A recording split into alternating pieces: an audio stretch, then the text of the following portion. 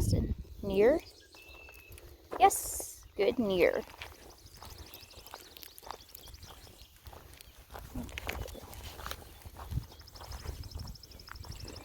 Good morning, everyone.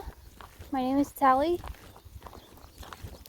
Good morning, everyone. This is Sally and Austin with Disabled Advantage. We're taking our morning walk before I've even had coffee. So that's a fun part of my day. Today I am walking Austin in his right side heel, which is something that a lot of teams may not necessarily teach, but it's something that I find I need when there are times when, okay, again, remember, no coffee yet, so my words may not be perfect yet.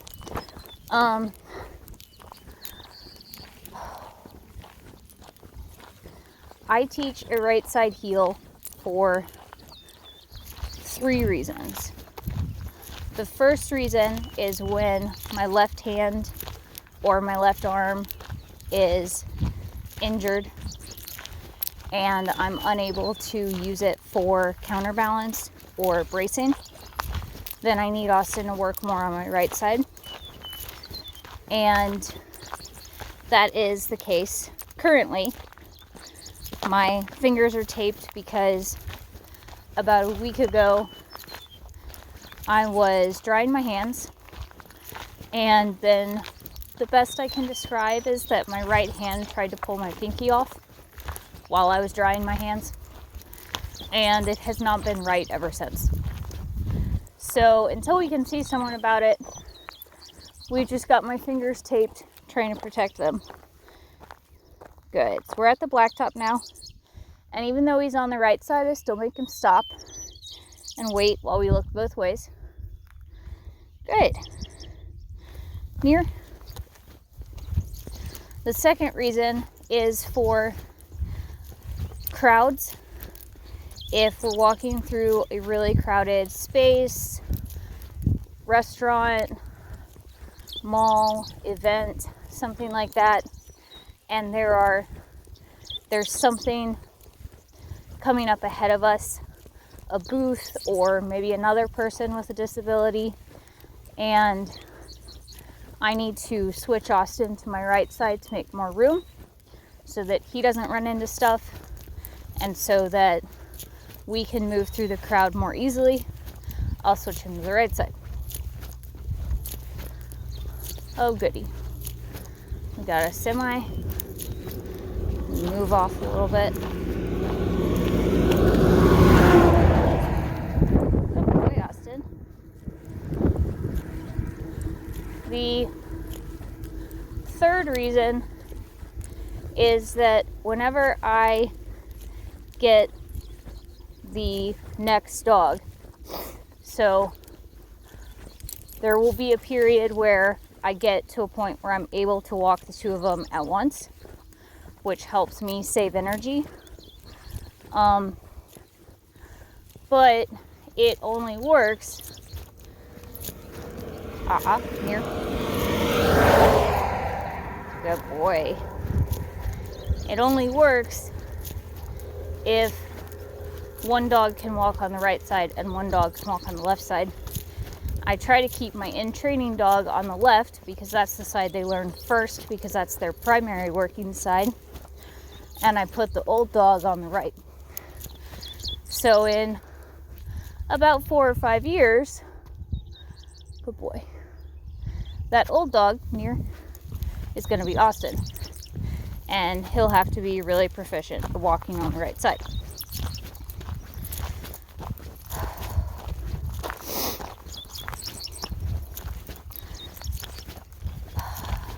When I first taught Near to Robbie, it did not go well.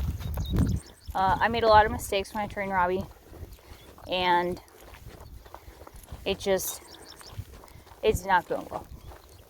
I'll talk about that more in a sec here. So today Austin is going to be working in public on the right side. And to help him prepare for that day, I wanted to help him prepare for the day, period, we needed to go for a walk before breakfast. But to help him prepare for working in public on the right side, I wanted to walk him on the right side from start to finish and show that, because he might make some mistakes. He's not perfect at it. He's definitely still learning it. The goal is for it to be like heel. So he's supposed to be in as close a position as possible. Stop. When we stop, his shoulders should be in the right position for emergency bracing. Near. I should be able to, if he were wearing it, hold my control leash and the counterbalance handle at the same time. He should stay close to me, and he should be able to do sit, down, and stand in line with the near position without going out wide or cutting in front of me. And we also do general right side work where I don't say near, but I just say let's go, and I put him on the right side. And if I put him on the right side of me, he's trained to understand, oh, I don't go to the left side. And same goes for if he's on the left side doing loose leash, let's go. He's just there and he doesn't cross sides. So he's getting a little squirrely. He was looking around behind us. He heard a car on the road.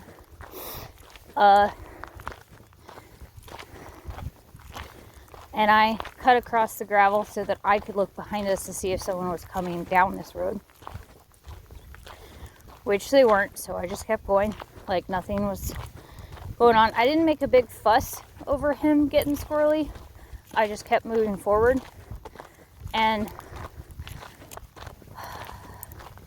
honestly, it depends on the situation. Sometimes you want to keep moving forward. Sometimes you want to circle back and do a bunch of pass-bys until your dog stops being squirrely. But like, that was a car behind us going 50 or 60 miles an hour. It was gone. There was no point in looping back. The best thing for us is to just keep moving forward.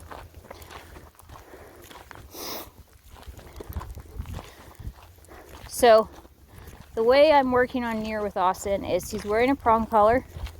The prong collar makes it easier for me to communicate with him with very little pressure, which is super helpful for someone who has weaker hands and arms. And it makes it so much easier to switch between left and right side work, because I don't have to stop and take his collar off and put it back on, which you do have to do for slip collars, because the way slip collars tighten matters a whole bunch in how effective they are. Prong collars, you don't have to do that, so it's a lot easier. He's on a 4-foot leash, and I've got my thumb through a thumb loop, because that's the grip that I find to be the safest and most secure. If the dog does, he's past this point, but when he was in training, there were plenty of times where he suddenly jumped to the end of the leash. And if that happens randomly, if he gets spooked or he makes a wrong choice, even now,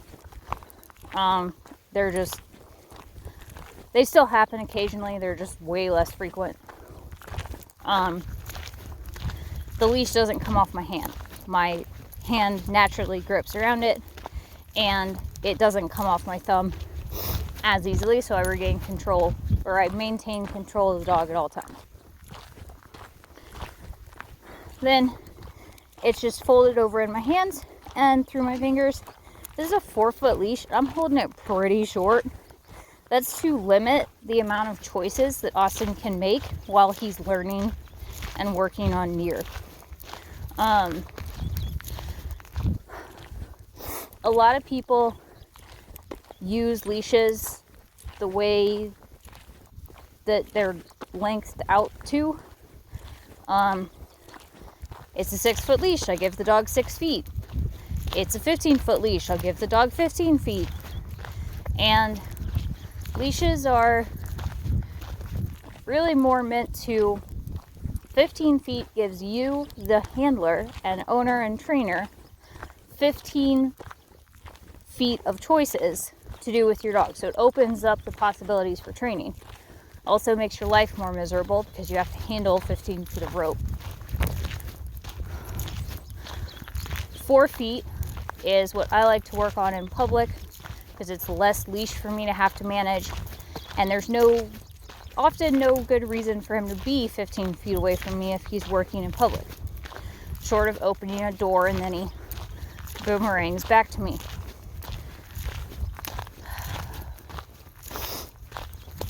But just like the leash is X number of feet choices for us in how we want to work with our dog and manage our dog, it's also X number of choices for the dog. So a dog who's on a 15-foot leash and who's not ready for that level of responsibility and accountability can get into a lot more trouble and make a lot more bad choices than a dog who's on a 4-foot leash. There would be no point to walk Austin on a 15-foot right now because I want him to be close to me. I want him to be close to me, so I use a shorter leash, and then I shorten it up even more so that when it's slack, I know he's in the right place, and that when it tightens, the leash and the collar automatically give him a correction for being out of position, meaning I don't have to do much. And then he comes back to the correct position, the leash goes slack again, and it reinforces the behavior because the leash going slack is a type of praise. My hand is also staying by my side. That's so that the leash stays consistent throughout my entire walk. Now, yes, this exhausts my arm, but when I am training a dog something new or working on something in progress, it is a necessary step for maintaining as much consistency for the dog as possible. Now, a longer leash does allow a dog to make more mistakes, and we do want the dog to make mistakes sometimes, because then we're able to correct the mistakes. But in this situation, Austin's making plenty of mistakes on 8 inches of leash, so he doesn't need more. What we're going for in this situation, let me try to word this right. Okay, so the way Austin learned left side work was inside the house, and then alongside a fence, and then out on walks, and in the yard, and then on a dropped leash, and then off leash. And so he's able to do that really, really well. And if I wanted to do it on a 15-foot leash, I could, because I would be able to lay out all 15 feet, hold the end, say that word, and he would come do that command, regardless of being on 15 foot of leash. He is not at that point in his training with Near. Near is at the, we're going to go on walks and we're going to work on it in the yard phase. And that phase works on a shorter leash to help him learn where the position is. If I were to give him all of the leash right now, it would put a ton of accountability on his shoulders to be really, really good at the command and know where it is. And he's just not there yet. Near? Good boy.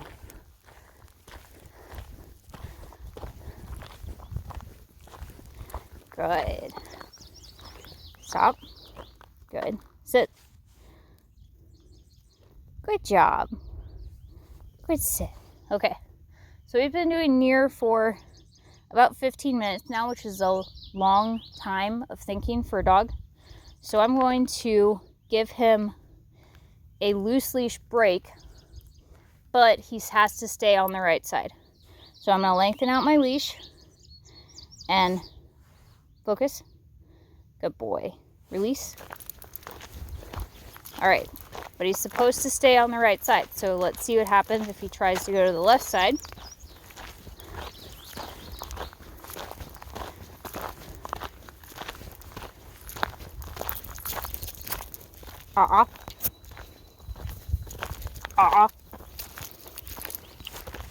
Good.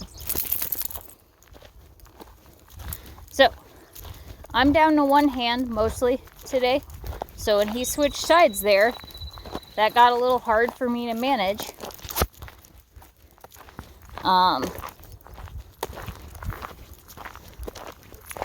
So that's why he went off camera a little bit. He tried switching to the left side. And the way I handled it was I just kept walking forward. Looks like he's going to try it again.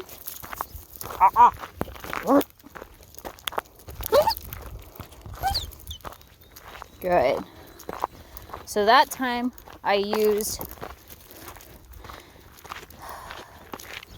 e-collar pressure and leash pressure to get him back over the right side. But I did have to kind of haul him back to the right side. So you can see being on the right side still feels pretty unnatural to him. And I don't hold that against him because, in all fairness, he's been doing left side work for 4 years. And he's been doing right side work for about a year, but very off and on. I am not as religious about practicing right side work as I should be. Because I knew we were going to do it in public today, I ramped it up. Over the last 5 days, I've been working on near consistently every single day. It's in there, but he still questions it sometimes. So that's what you saw just now, was him questioning being on the right side. And a lot of times when we're walking on this road and he gets to be on a 7-foot or a 15-foot leash, he does get to be straight out in front of me for sniffing and pulling. But this is not that kind of walk. If he's on a 4-foot leash, he can't be directly in front of me because I will run into him. Because he is a 4-foot long, 5-foot long dog on a 4-foot leash. The math just does not work out. So either way, even if he was on the left side of me, he would still not be allowed to cross in front of my path, because in this particular walk setting with this leash, it's dangerous.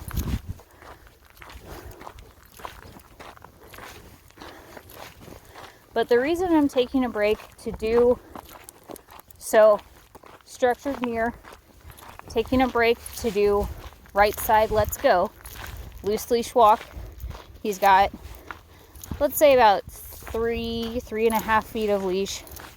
And then I've still got my thumb loop hold. And I've still got a little bit of it gathered up.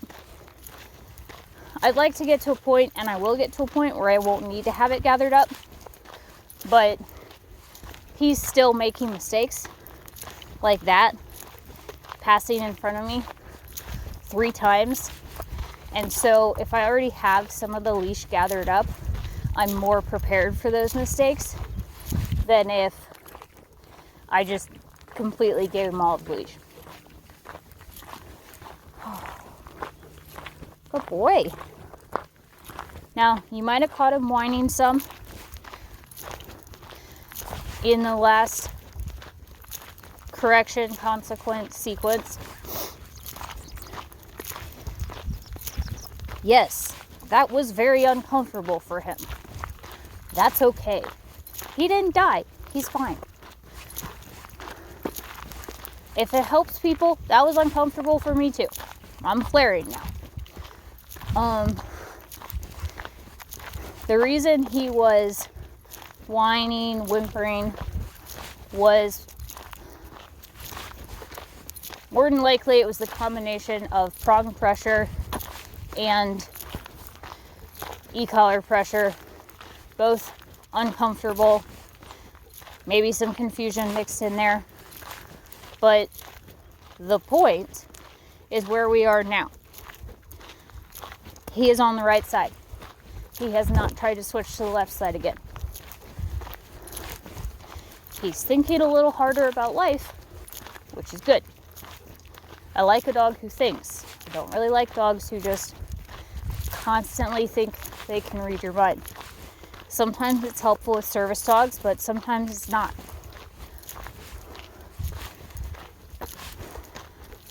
I also want to go ahead and throw out there that when I started this walk, I could tell based on how it was to gear him up, how it was on our first steps down the driveway.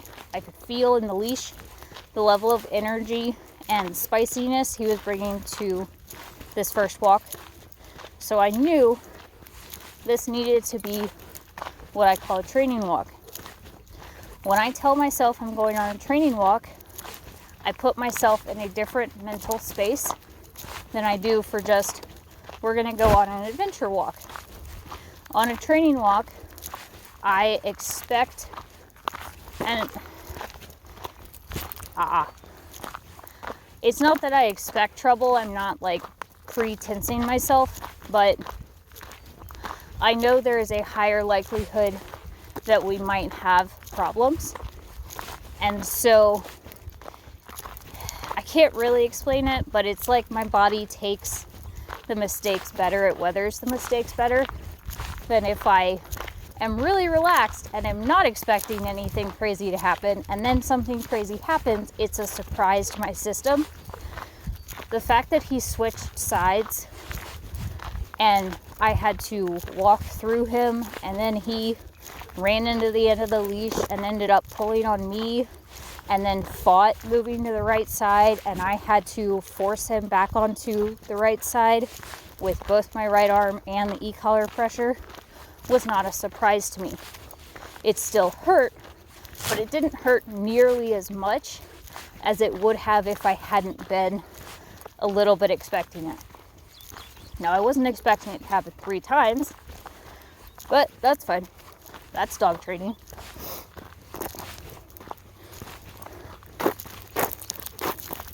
So I'm kicking rocks here is just a common desensitization thing.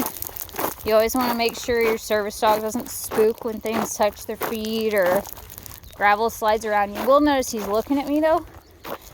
He's turning his head ever so slightly to check on me. Good boy. Which is part of his job. Because normally if gravel's sliding, it means I'm going down. And I hope you guys were able to see that. That's a really great example for you. I don't want my dogs to stare at me all the time, but I do teach them to kind of check on me out of the corner of their eye.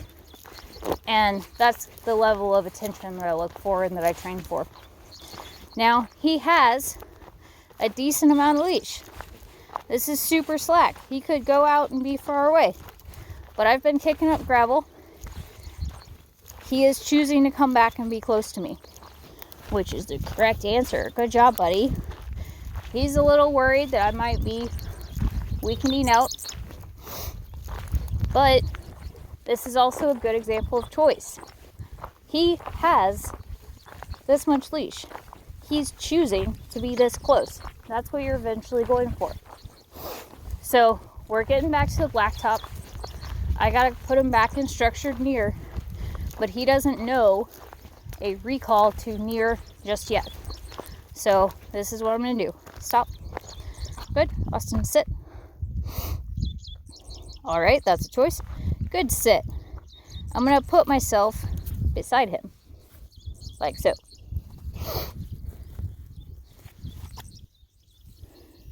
Then I'm going to shorten my leash back up to where it needs to be for teaching near. And if I go to the right, he's going to shoot out to the side a little bit and then ricochet back in. If I turn to the left, it's a more smooth transition for him back into being in structured near. But let's see if my predictions are accurate. Near. Not dramatic, but he did shoot out a little bit.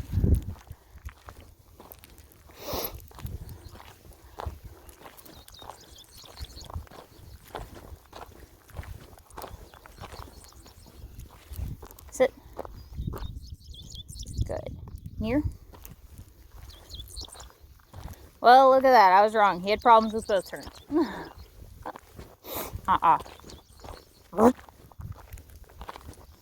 Okay, so he's lagging pretty hard on the left circle, so we're going to keep doing a left circle. Near. Good.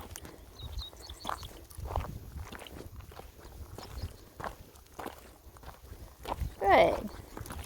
So it may seem dumb, but it's actually super important that he be in the right spot when we take turns, because I might suddenly, I'm more likely to lose balance on a curve than I am near, near, near, good, near, good, near, than I am going straight. So what I'm doing here is I'm using forward pressure on the leash to keep him up where I need him to, and saying the command with every step. So I'll show that again. Near, good, near, good, near, good. I'm also taking really dramatic steps. I teach dogs to cue near off of what leg goes forward. So if the right leg goes forward and he's on the right side, he's supposed to follow it. And same with the left leg. If he's on the left side and I take a step off with my right leg, he knows he's supposed to stay put. It's confusing, but it makes sense once you work with me. Sit. Alright, so we're back to sit and wonky. Near. So I'm going to loop back around. We're going to try that again.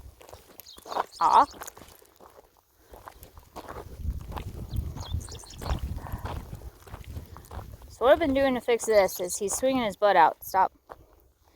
Good. Austin, sit. Good, sit. So I just put my hand back there, kind of like a barrier, and then guided him into the sit that I want him to be in. Good boy. Check the road. Good. Okay. Near. Good, near. So, when I trained Robbie, I did it wrong.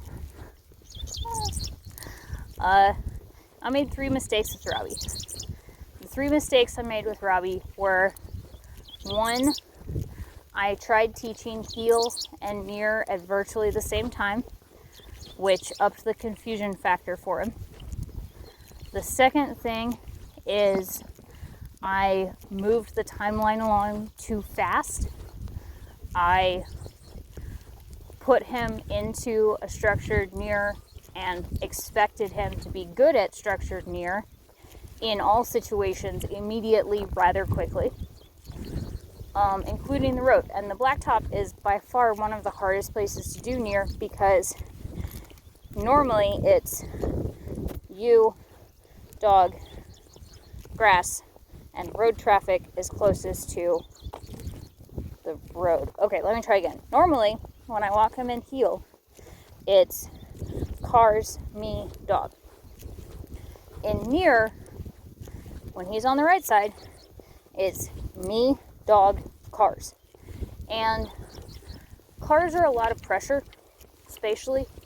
I cannot stop.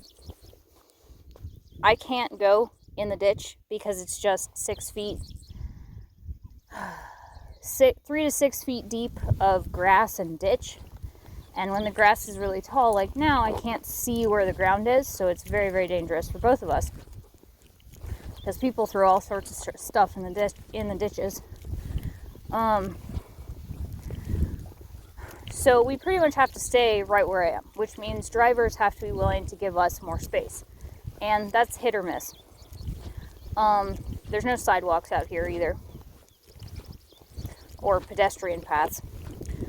And it's not just cars that we have out here. We have cars, tractors, farming equipment, sprayers. Those are really, really tall with giant wheels.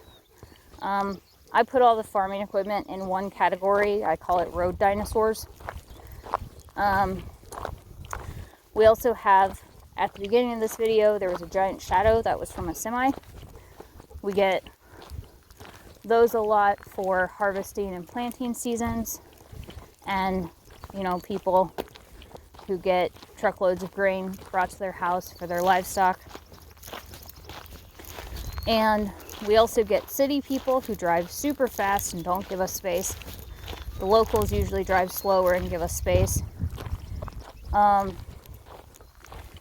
And we also get Amish buggies, so horse-drawn carriages. And those horses are also hit or miss on how well they've been trained. And a lot of times seeing a person with a dog on the road spooks them and freaks them out. So whenever I see an Amish buggy, I try to go extra slow, make sure the horse sees me, and I give that horse as much space as possible, because I've seen carts flip over. It is not good. But the farming equipment and the Amish buggies, they're a lot harder to train a dog to be prepared for, because I can't predict when they're going to come through. And the same with general road traffic. We actually had to go somewhere else to train Austin around road traffic, because road traffic is so infrequent out here. So the pressure of being the one closest to this giant thing can be really intimidating, and the mistake I made with Robbie was not taking that into account. And the third thing is, when I started teaching Robbie near, I was still learning all of the things at once, and I didn't know how to reinforce or fix what I was doing wrong, and now I do. And that's made a tremendous difference in Austin learning it. Good boy. Sit. Good boy. No butt guide needed. Good job. Yeah. Good job, buddy. Alright, so we're home. I'm going to take his leash off, because he's off-leash trained. So I'm going to give him off-leash time in our yard while I get him some water.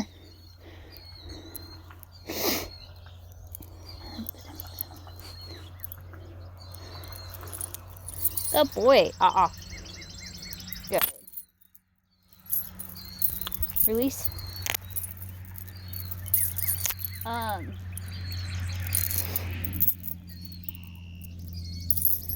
So Robbie learned a lot of bad habits with right side healing, and I didn't know how to fix it, and frankly it scared me a few times, because his solution to the problem was to try and run up my right side, which was really scary for me and super painful and very dangerous, and threw me off balance a lot, and it was just not okay. And so I gave up with Robbie teaching right side work, and then we got Austin and I had to revisit it. So I did. But by that point, I had a better handle on how to train a dog and how to reinforce what I was looking for. And Robbie was older and less spicy, so it made it a little easier to teach him things. Good, go poop, Austin. Good boy.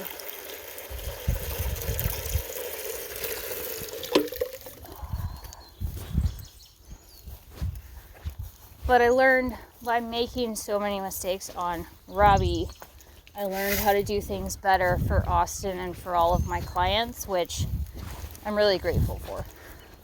I made a lot of mistakes with Robbie, and he was one of the best teachers I could have possibly had for this process. Oh, it's annoying when you saw them go and then you try to find it again, it's like it's not the same color as grass. It should not be this hard, and yet here we are.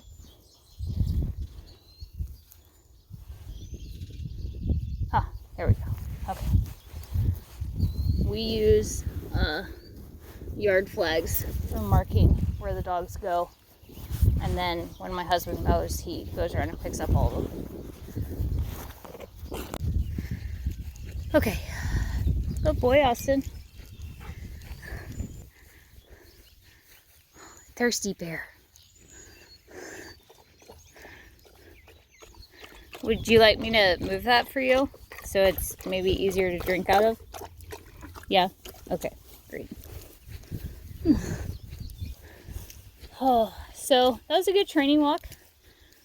I'm glad that he tried to switch sides, as uncomfortable as it was for everyone, because it gave him an opportunity to learn a really important lesson of not switching sides.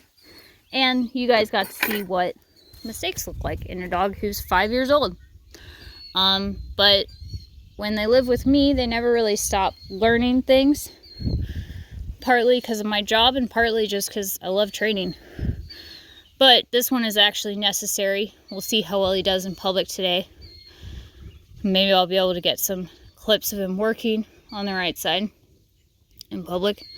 But now I really need to go get some coffee and some water and something with protein in it. So thanks for watching our walk and talk video, and I hope you enjoyed watching Austin. Definitely that one's Austin.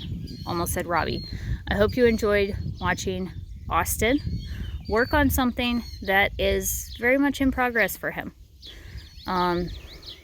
It's not perfect, and does it need to be perfect to work in public? I mean, that'd be awesome, but that's not how training a service dog works. A lot of the times we go out in public and we work on things where it's going to be harder, and we just work through the mistakes as they come. That's part of training your own service dog. That's part of having a service dog. He's not an absolute disaster at it. I wouldn't try it if he was an absolute disaster. I wouldn't try it in public if he was brand new at learning it.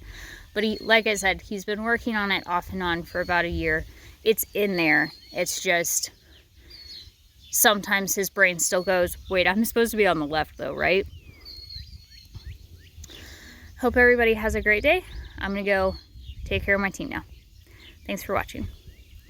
If you haven't yet, subscribe to our channel for more videos. Near. Good near. Good boy, Austin.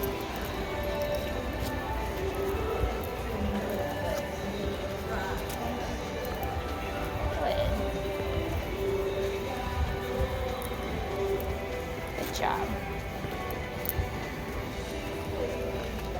Stop. Good. Good job, buddy. Near. Good near.